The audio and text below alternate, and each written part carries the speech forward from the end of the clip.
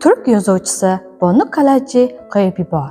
Hayotingizni o'zgartiruvchi kitob.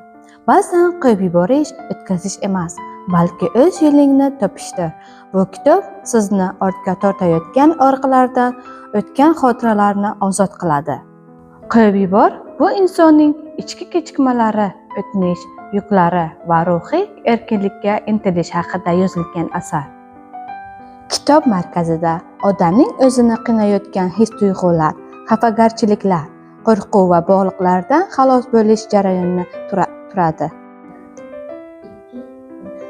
Muallif o'quvchini shunday fikrga olib keladi.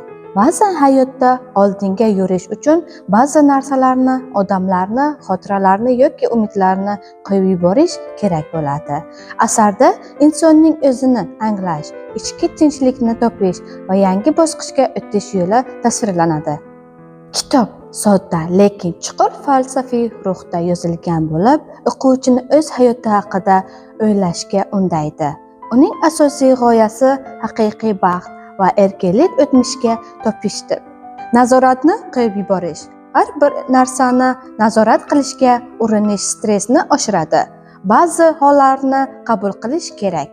O'zini kechirish va boshqarishni kechirim bu zaiflik emas, balki ichki kuch belgisi sifatida talqin qiladi. Kitob davomida turli hayotiy misollar, ruhiy mashqlar va o'ylantiruvchi fikrlar beriladi. U o'quvchini asta-sekin ichki yengillik sari yetaklaydi. Qo'yib yubor g'oyalarini hayotga qo'llash. O'zingizni kuzatishni boshlang. Har kuni o'zingizdan so'rang: meni nima bezovta qilyapti? Qaysi fikr yoki xotira qayta kelmoqda? Maqsad muammoni anglash. Chunki qo'yib yuborish tushunishdan boshlanadi. Yozib chiqish usullari. Bezovta qilayotgan narsalarni qog'ozga yozing. Kim sizni xafa qildi? Nima uchun og'riyapti? Keyin o'zingizga savol bering. Bu juda muhim bosqich. Boshqalarni kechirish, hatto ular kechirim so'ramagan bo'lsa ham, o'zingizni ham kechiring. Sen o'tmishni ushlab turmaysan, balki o'tmish seni ushlab turadi. Baxt nazorat qilishda emas, qabul qilishda. Atrofingizdagi 5 ta narsani sanang. Kitob davomida turli hayotiy misollar, ruhiy mashqlar va o'ylantiruvchi fikrlar beriladi. Ushbu kitobni mutolaa qilmoqchi bo'lsangiz, Buxoro viloyat axborot kutubxona markaziga tashrif buyuring.